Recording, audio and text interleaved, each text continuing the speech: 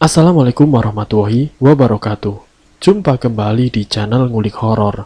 Channel ini menceritakan tentang kisah-kisah misteri. Pada kesempatan kali ini, saya akan membawakan kisah misteri yang ditulis oleh Ed Nafila.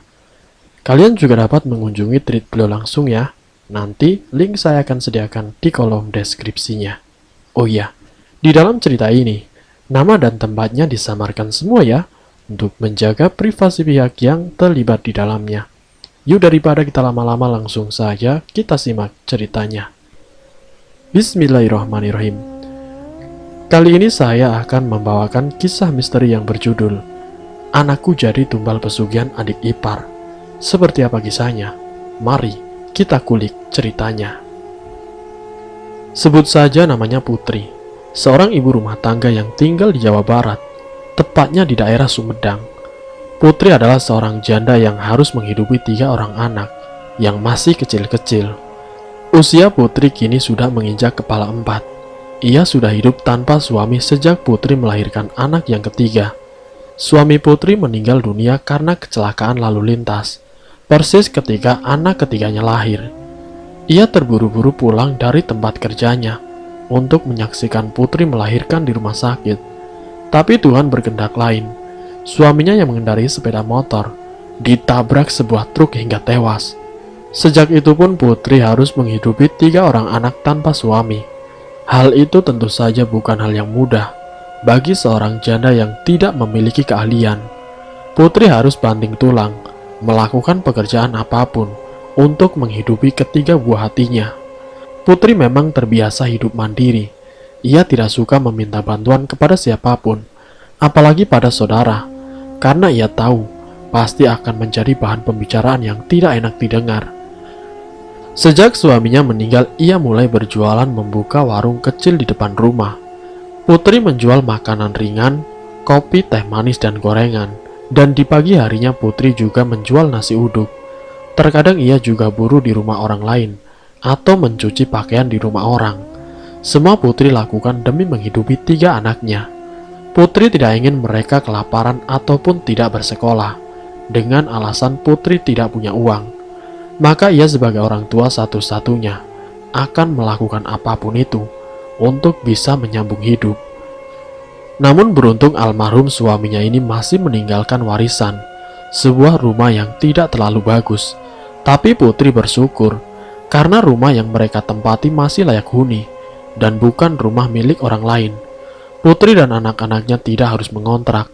Ia hanya perlu mencari nafkah untuk makan dan kebutuhan sehari-hari, terutama kebutuhan sekolah dan biaya hidup.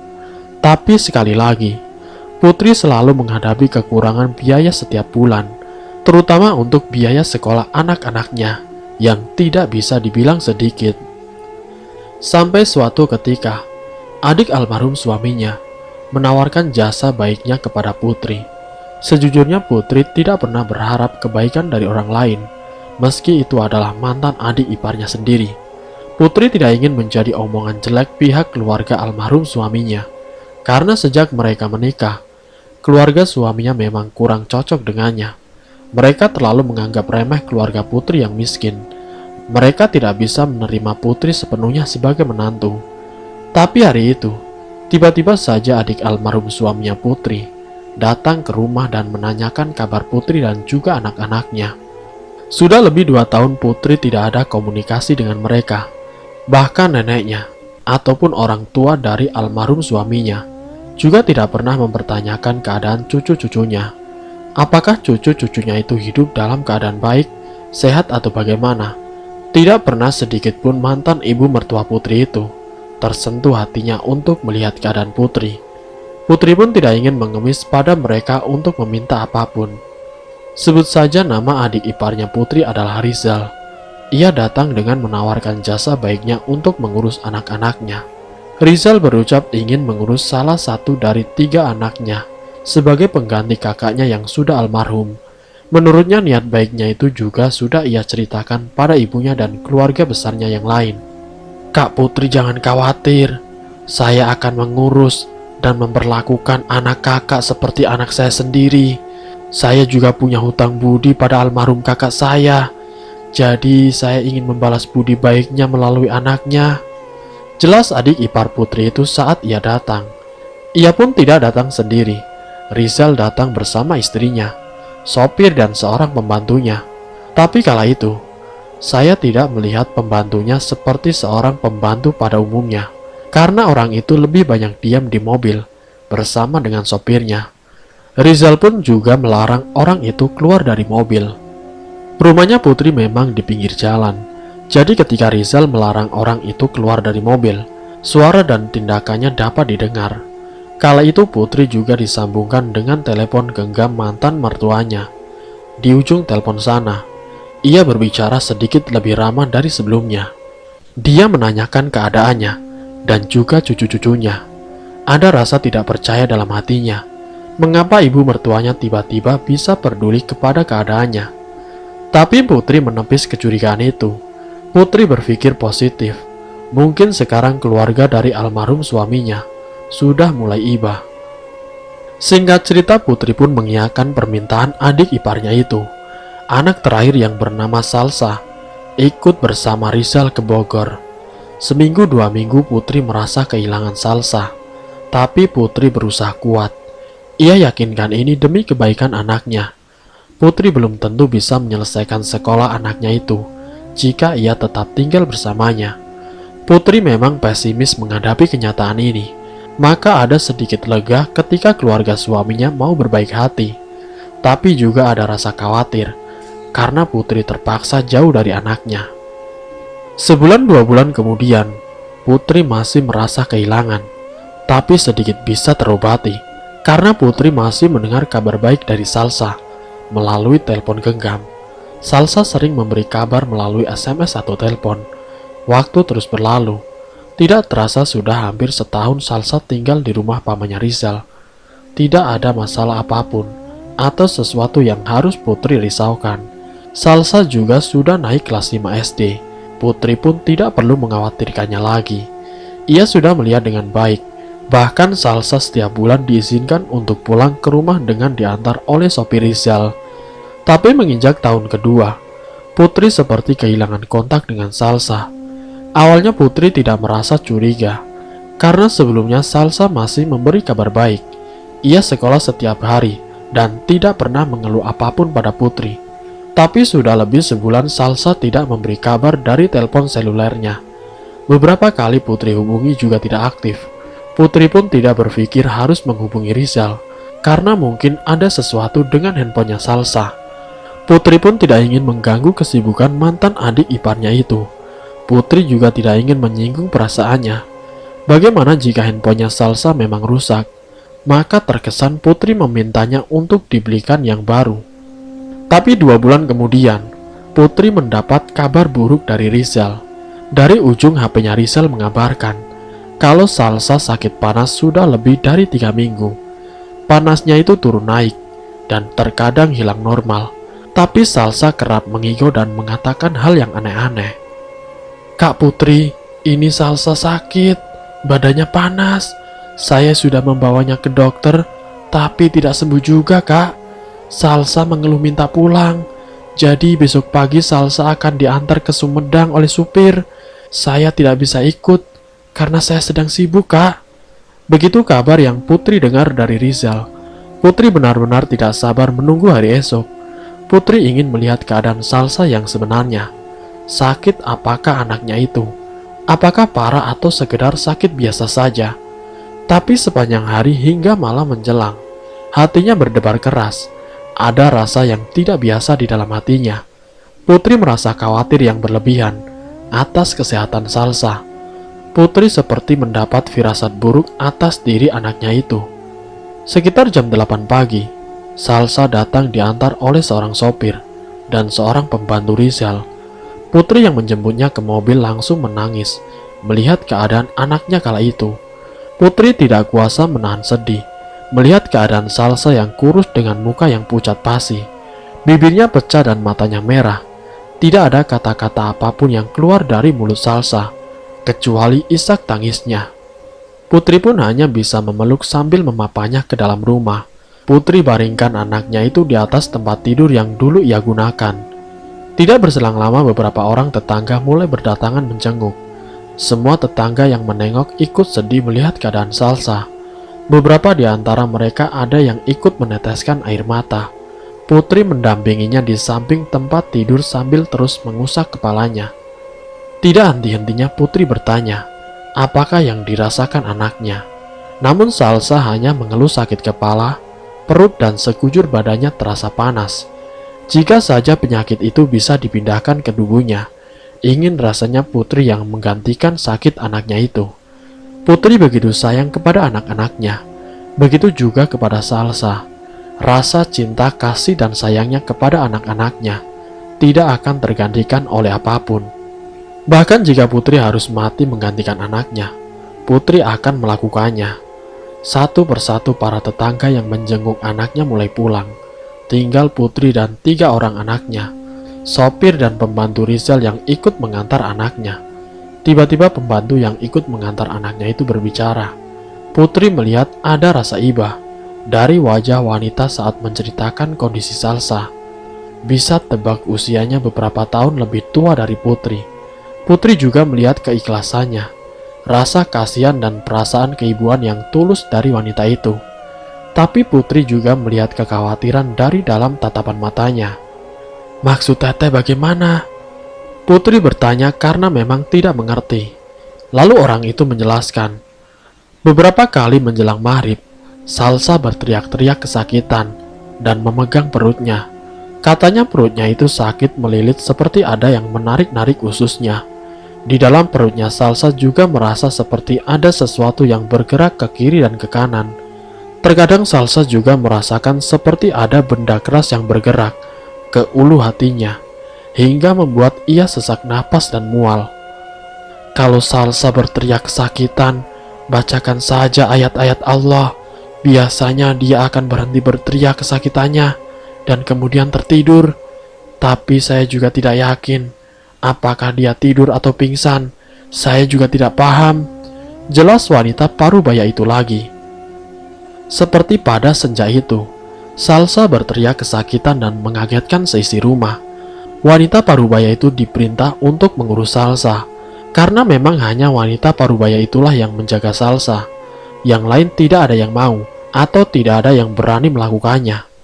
Orang lain di rumah itu hanya bisa merasa iba, melihat keadaan Salsa tanpa bisa berbuat apa-apa. Mata Salsa melotot dengan bola mata yang merah menyala. Wanita parubaya itu melihat Salsa menjadi seperti orang yang mengerikan. Salsa terus berteriak-teriak meminta tolong, sambil berguling-guling. Sesekali ia menjerit, mengeluh menahan sakit di perut, kepala, dan sekujur tubuhnya. Saya cuma bisa melihat dan berdoa membaca ayat-ayat Allah. Tapi beberapa menit kemudian, mulutnya muntah mengeluarkan darah segar. Kemudian dari kemaluannya juga keluar darah segar. Darah berwarna kehitaman dan darah yang kental seperti agar-agar. Setelah Salsa muntah dan mengeluarkan darah itu, barulah ia berhenti berteriak menahan sakit. Jelas wanita parubaya itu.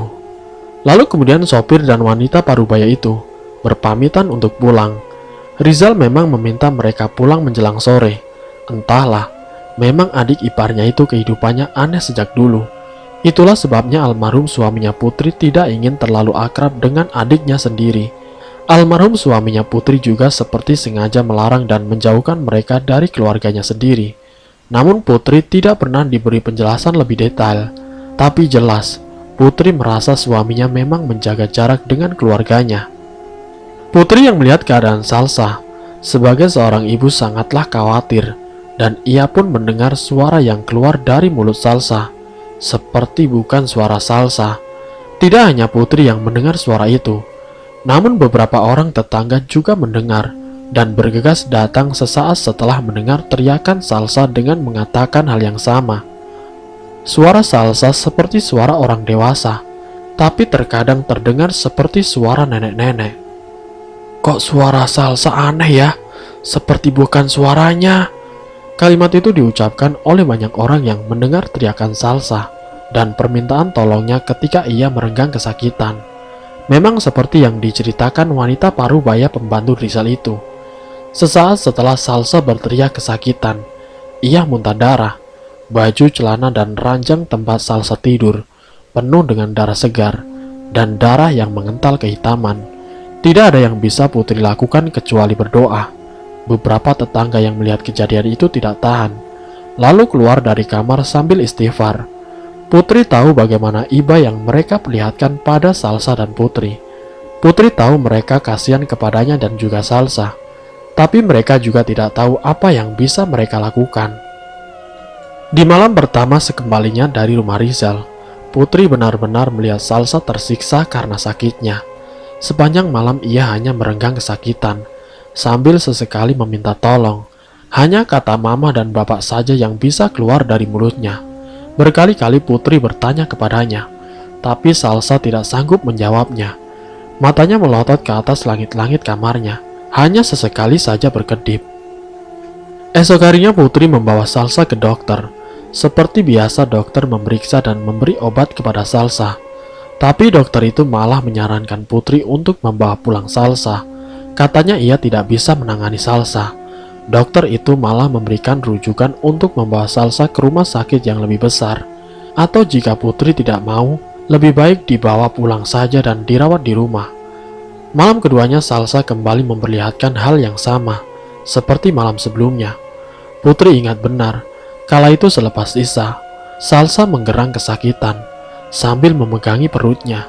Putri bertanya sambil membisikkan kata-kata di telinganya. "Apa yang sedang kamu rasakan, nak? Ceritakan pada mama, Salsa, agar mama tahu apa yang harus mama lakukan," tanya Putri tepat di telinganya. Kalau sudah begitu, tentu saja Putri tidak tahan menahan sedih, kasihan, dan hanya air mata yang mengalir dari sudut mata. Malam itu mereka sekeluarga berkumpul di kamar Salsa sambil membantunya sebisa mungkin. Putri hanya bisa berdoa sambil memegang tangan anaknya, mengusap kepala dan wajahnya. Hatinya semakin ketir, manakala Salsa juga menangis. Salsa anak terakhirnya yang sakit parah dan tidak bisa lagi bicara, walau sekedar mengatakan apa yang ia rasakan. Dua anaknya yang lain pun juga terguncang batinnya melihat adiknya yang kesakitan. Mereka terduduk di pinggir ranjang, terisak menahan tangis dan sedih. Jelas, air mata dua anaknya itu mengalir dari sudut matanya masing-masing. Putri duduk dan terbaring di sisi ranjang, menemani Salsa sambil terus mengusap kepala, wajah, dan tangannya. Di bawah ranjang Putri melihat dua anaknya yang lain tertidur memeluk bantal. Putri tidak bisa membayangkan apa yang akan terjadi selanjutnya. Putri tidak bisa lagi berpikir apa yang harus Putri lakukan. Putri pun pasrahkan segalanya kepada kehendak Tuhan. Dalam kondisi separah ini pun tidak ada orang yang menemani mereka. Tidak ada orang lain yang bisa Putri jadikan perlindungan untuknya dan anak-anaknya. Dan hanya 7 hari saja Salsa berada di rumah. Pada malam ke-8, ia mengembuskan nafas terakhirnya. Sepanjang 7 hari itu, tentu saja Putri sudah melakukan berbagai cara sebisa Putri sebagai orang tua. Para tetangga dan sesepuh kampung juga berdatangan menengok Salsa. Memang seperti itulah tradisi kampungnya. Dari para tetangga dan sesepuh serta ustadz di kampungnya, mereka sepertinya memberi sinyal tidak baik atas diri Salsa. Sebagian di antara mereka ada yang mengatakan, Salsa bukan sakit biasa. Anaknya Putri itu telah ditumbalkan untuk kekayaan seseorang. Sebab menurut penerawangan seorang pintar di kampungnya, darah yang keluar dari kemaluannya Salsa sesungguhnya adalah anak makhluk halus yang dikandung Salsa. Nyawa Salsa ditukar oleh nyawa makhluk halus. Imbalannya adalah sejumlah harta yang melimpah untuk seseorang.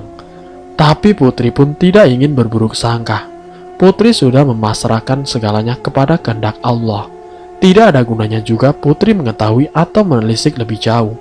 Putri tidak ingin menjadi fitnah atau masalah yang kemudian memanjang karena hal ini.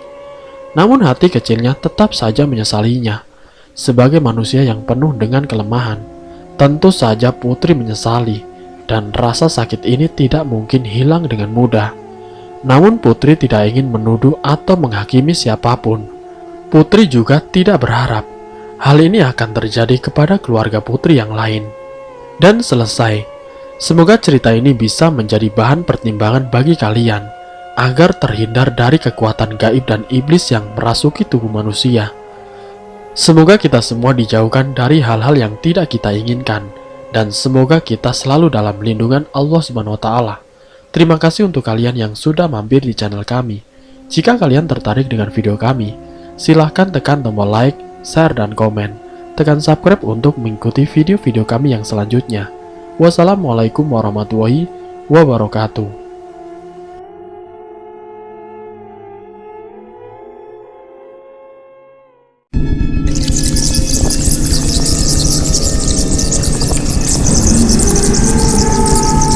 Selamat datang di channel Ngulik Horor.